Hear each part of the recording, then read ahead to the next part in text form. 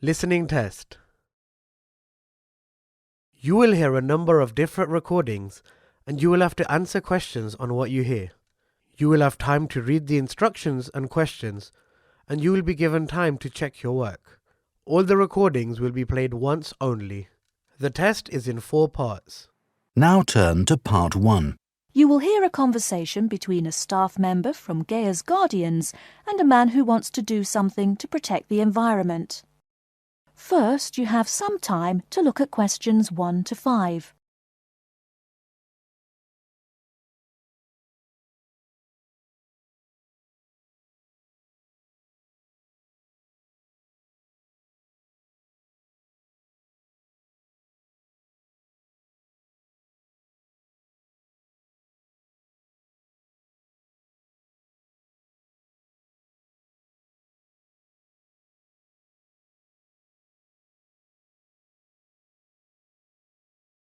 Now we shall begin. You should answer the questions as you listen, because you will not hear the recording a second time. Listen carefully and answer questions 1 to 5. Hello, how may I help you? Well, I've been seeing these yellow boxes in front of a lot of houses in my neighborhood. Just wondered what they were for. I noticed your phone number on all of them, so I called. Could you tell me about your business? We do recycling, but we're not a business. Gaia's Guardians is a non-profit group. We encourage recycling as a way of protecting the environment. I don't know. I mean, it is a good idea, but I really don't read the newspaper every day or anything. And we don't come collect newspapers every day. In fact, we only do pickups every other week. Oh, well, then maybe I could help. I mean, in my neighborhood there's too much rubbish lying around everywhere. I'd like to help out, I guess. That's great, sir. You're doing the right thing. Okay, I need to get your contact information. What's your name, please? Peter Wisrow. Peter, how do you spell your last name? W-I-S-R-O-W? No, actually, it's W-I-S-R-O-U-G-H. Oh, I'm sorry. I'm a terrible speller. You're a good speller. It's just that my family are terrible pronouncers. You're quite a card, Peter. Okay, now what's your address? Number 168 Bridge Road.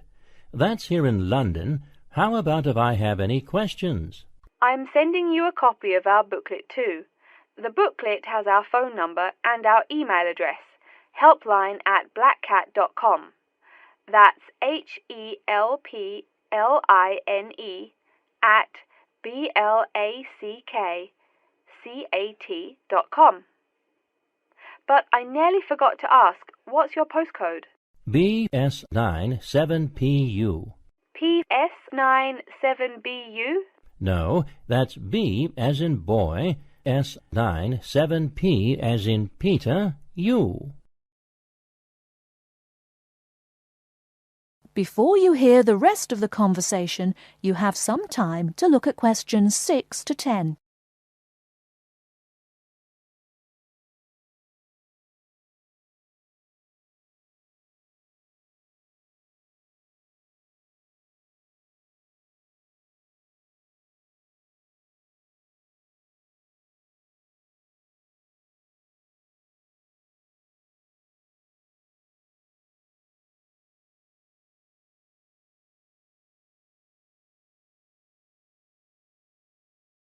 Now listen and answer questions 6 to 10. So I'm guessing those yellow boxes I saw are for recycled newspapers. Yes, that is correct, and it's free of charge. Wow, that's good news. Do you recycle anything besides newspaper? Oh yes, we recycle most everything. Glass, plastic, paper. Oh, so I can put like glass and plastic bottles in the box. Sorry again. Things like that you have to bring to our collection centre. And where is that? Our main centre isn't that far from you. It's actually right on the east side of Central Park. That new blue building? That's the one. Cool. Hey, what's with all those different colored boxes outside that place? Oh, that's for the different materials we recycle. The blue is for metal, the green is for glass and plastics, and the yellow, of course, is for paper. Okay, I'll try and manage to keep all that straight. Oh, no need. They're each labelled. Great. So which one would I put magazines in? Actually, they don't go in any of the bins. Unfortunately, magazines can't be recycled because of the material they're made of. It's such a waste. So, would you be interested in volunteering? I'll think about it. Could you send me some more info? Absolutely. Along with the newspaper box, I'll be sending you our booklet, Savvy. That is SAVVY. It tells you about what you can do to protect the environment in your daily life. Plus, it lists things you can do as a volunteer with our group. Hey, that's cool. Thanks. My pleasure. Do you have any other questions or concerns? Nope, that's it. That is the end of Section 1. You now have half a minute to check your answers.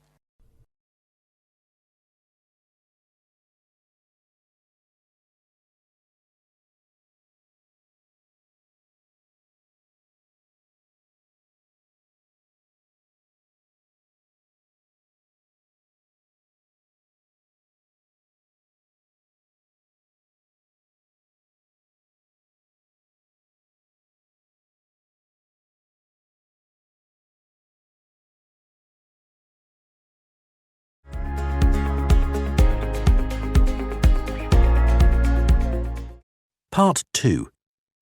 You'll hear an introduction about how to make a resume and apply for a job. First, you have some time to look at questions 11 to 17.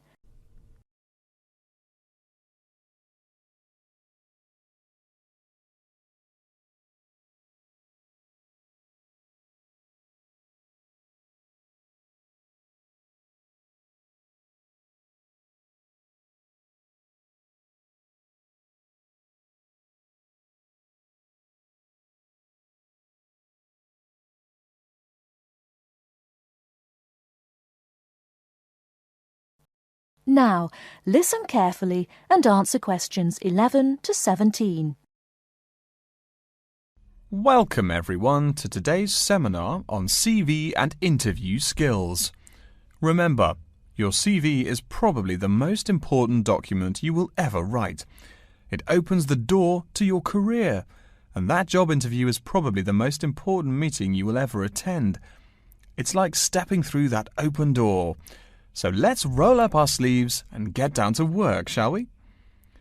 First of all, I cannot possibly tell you everything you need to know about writing a resume in the time we have. But let me tell you that there are dozens of great websites on the internet. These will give you all the suggestions you need. If you look at the paper I gave you, you will see a list of the dozen most popular sites.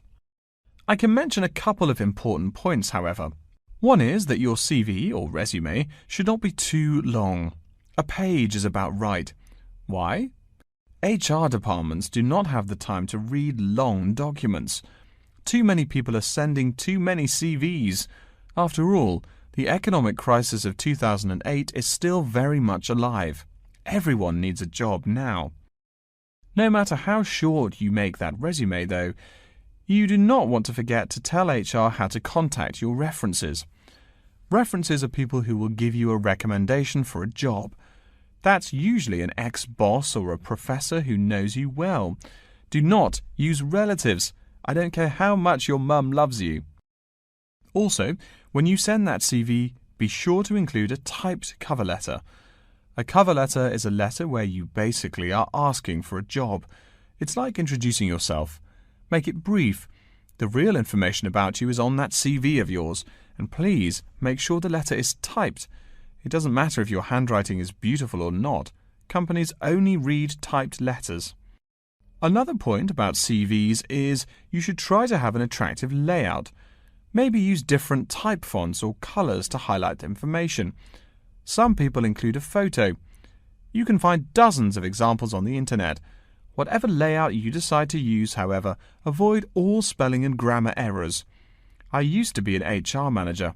If I saw a mistake, that CV went into the garbage. Something you write in a CV is a description of your skills and experiences in an interesting way. Mention training too. I mean, these are what get you hired. Do not just say, I have lots of experience, or I have many skills. Tell that boss what you did, for what company, and when. Better, tell him how well you did it. Don't just say, I sold houses. Say, I sold £2 million worth of houses in my first year.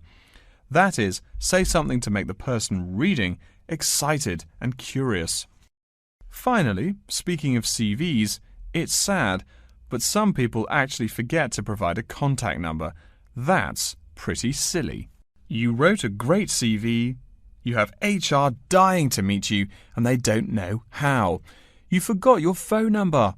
Oh, sure, if you apply online, they have your email address, but you just showed them you're forgetful. Why are they going to want to talk to you after that?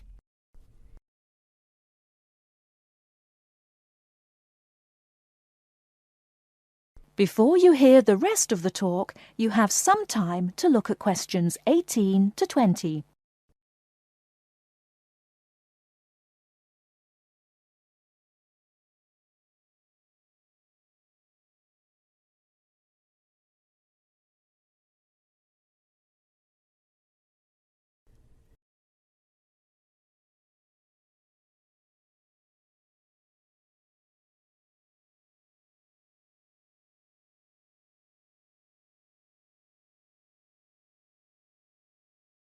Now listen and answer questions 18 to 20.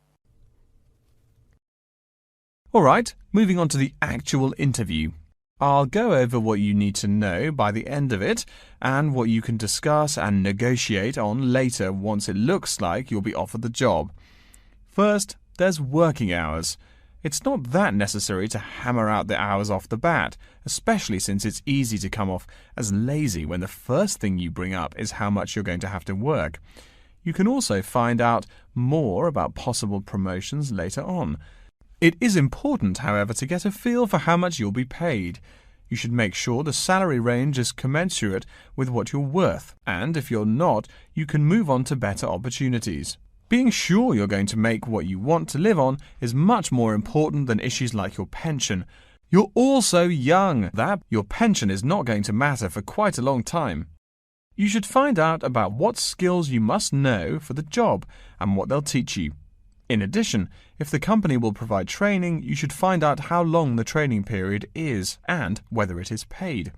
Beware of any jobs that want you to train for a long time without appropriate compensation. Speaking of compensation, find out about holidays as well. Do you get paid vacation time? Are you allowed to take personal days? Do you have to work on national holidays? Once you work out these main issues, you can move on later to details like the location and expected attire and whatnot. Wow, that's a lot of information. Let's take a break so you can think everything over and ask any questions you may have. Don't hesitate to come and see me if you need any clarification on all this stuff. That is the end of section 2. You now have half a minute to check your answers.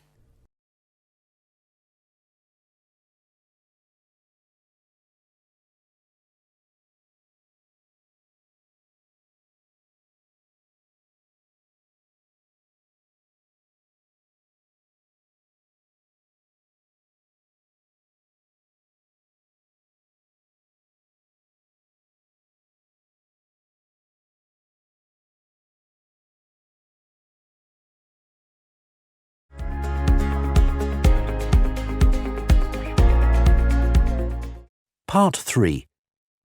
You will hear a man called Frank talking to Dr. Lindsay about what he should study if and when he returns for further classes.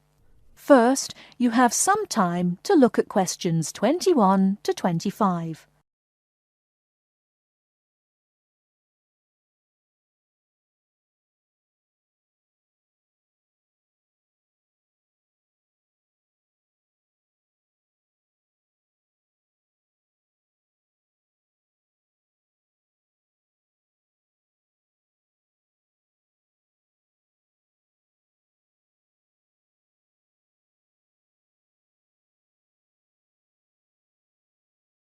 Now listen carefully and answer questions 21 to 25. Hello, are you Dr. Lindsay, the returning student's advisor? Yes, that's right. Are you Frank? Your appointment wasn't until 2, but that's okay. Please come in and have a seat. Thanks. I like to arrive early whenever I have anything to do. That's certainly a praiseworthy habit. Let me see. It looks like you've taken a long break from school, and I understand you wanted to have a chat about what you should study if and when you return for further classes. It's such a big challenge. I don't know if I'm crazy for doing this or not. Believe it or not, I know exactly what you mean. Before I began working here at the university, I taught primary school for nearly 10 years. It takes a lot of courage to go back to school. I feel more shy and scared than the primary students I teach. In the schools I taught, I found today's youngsters are very sure of themselves. In terms of intelligence, I have a lot to teach them, and the maturity level of much of my class leaves something to be desired. But in terms of confidence, wow, a lot more confident than I am now, that's for sure. Stop fretting. A brave man is a coward who refuses to run. Let's talk about your strong points. You seem an intelligent man. What is it you would like to study? You see, I've been teaching children for a few years, but I think I'm happier teaching adults. I think teaching students in middle school is much more satisfying because they end up being much more grateful for your work. If I may ask, what got you interested in teaching adults? A lot of things, I guess. I met my future wife back in my first year of college. She always complains that I was more interesting then. She says that now I talk like I'm 7 years old. That's probably from being with children all day. Again, I know just what you mean. My husband used to say the same thing about me when I taught kindergarten. Anything else? Well, yes. Fairly often now I run into former students and we talk. Some of them are getting close to being grown up. I guess I think more and more about how people develop over time. So I'm interested in the results of education, you know, the final stages. I see. Well, coming back to the university can be both difficult and very rewarding. There are some problems unique to returning students, you know, older students like yourself. What do you think is your greatest weakness? Well, I actually think my confidence is getting better. I'm definitely overcoming my introversion and starting to be much more comfortable in front of a class. To tell you the truth, I'm afraid I'm rather behind the times about many things. It's more difficult for me to chase after the popular things youngsters are fond of, such as iPhone, Twitter, if you name it. I think I understand.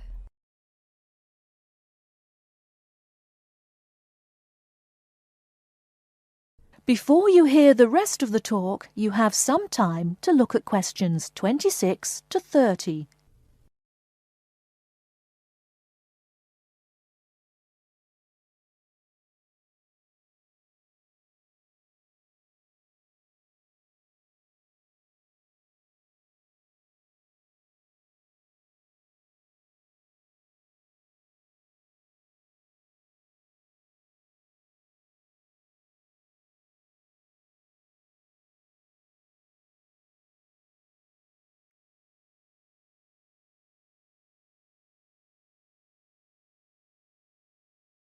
Now listen and answer questions 26 to 30.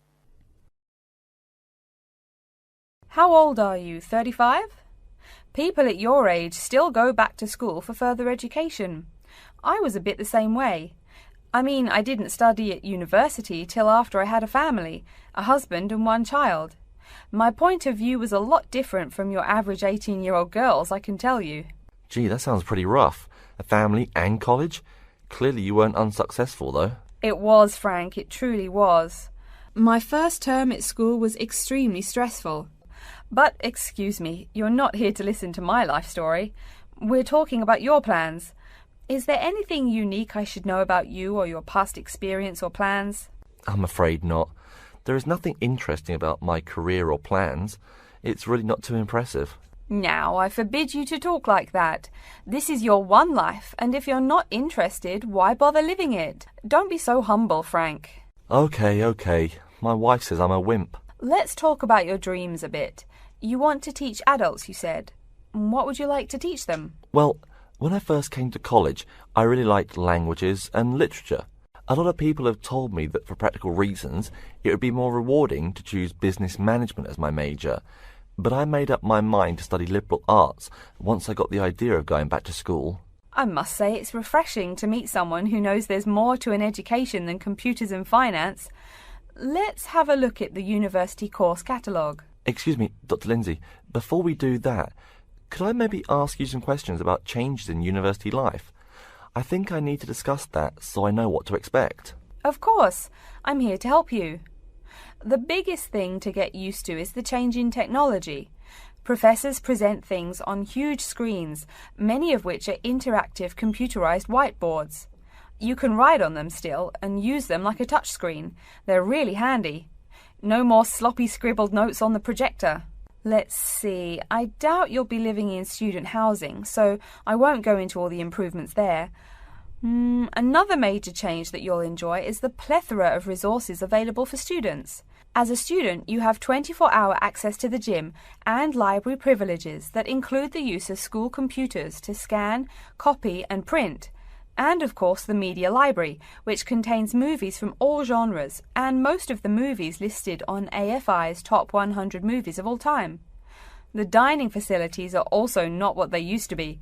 They offer choices for all diets and you can expect a hot meal any time of day. Wow, things really have changed.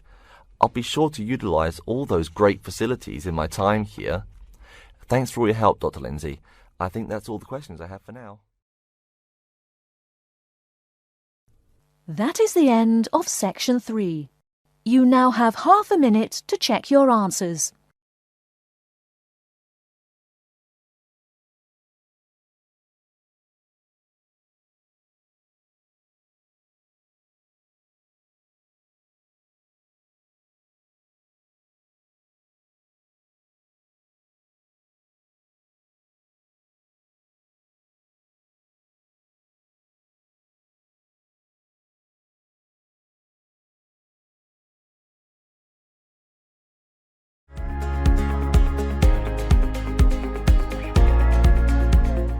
Part 4.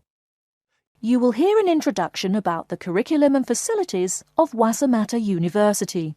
First, you have some time to look at questions 31 to 40.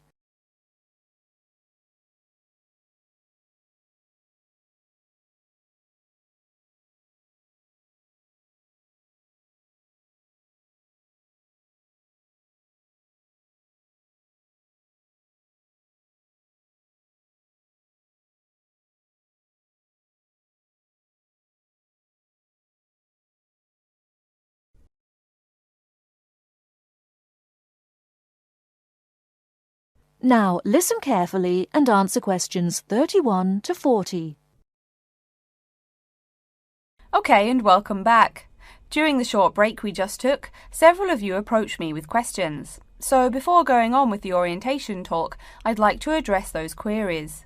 As I found, if one person asks a question, probably a dozen others are wondering about the same thing. The first question is whether Wasamata University employs modules technology as an instruction method. The answer is yes, we do.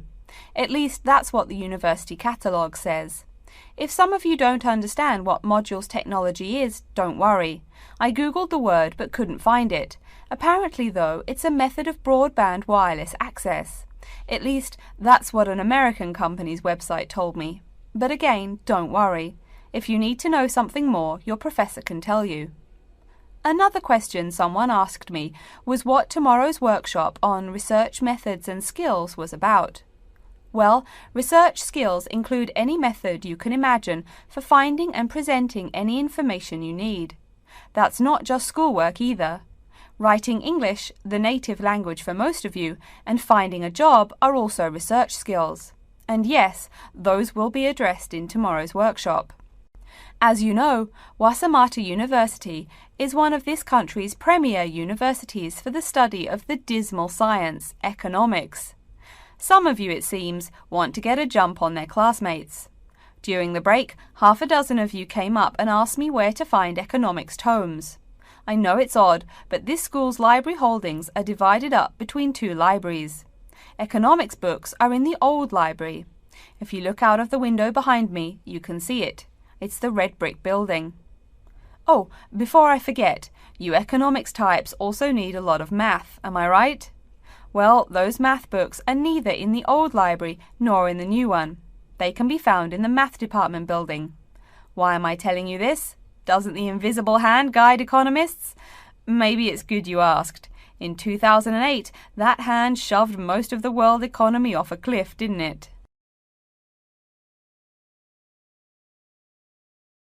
Now, I realize that most of you couldn't bring a computer printer or a photocopier from home.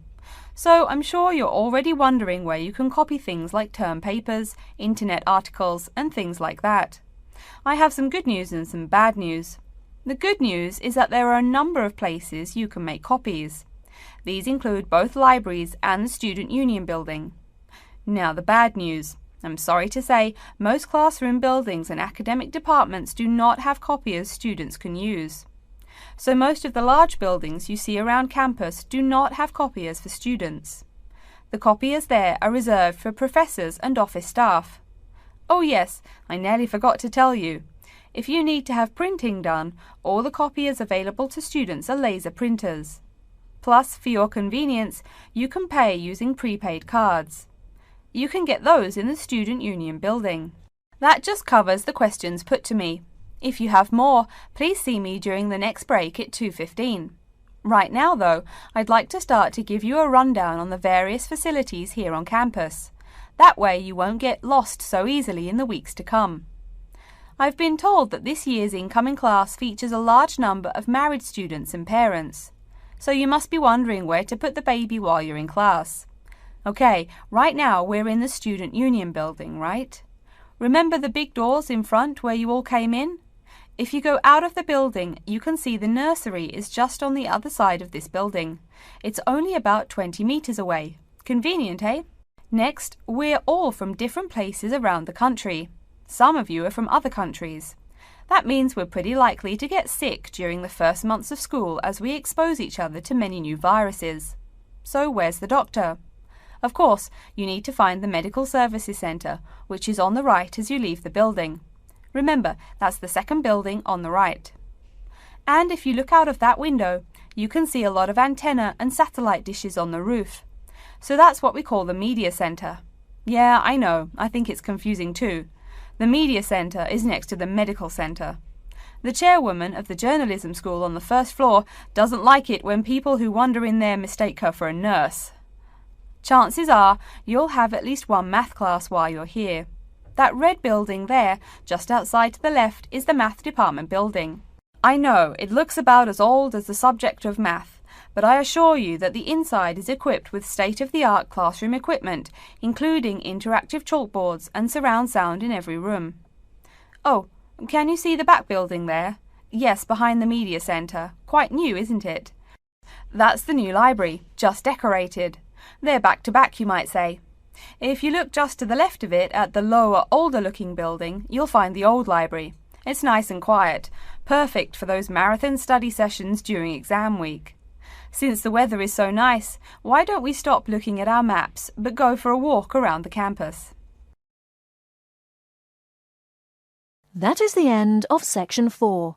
You now have half a minute to check your answers.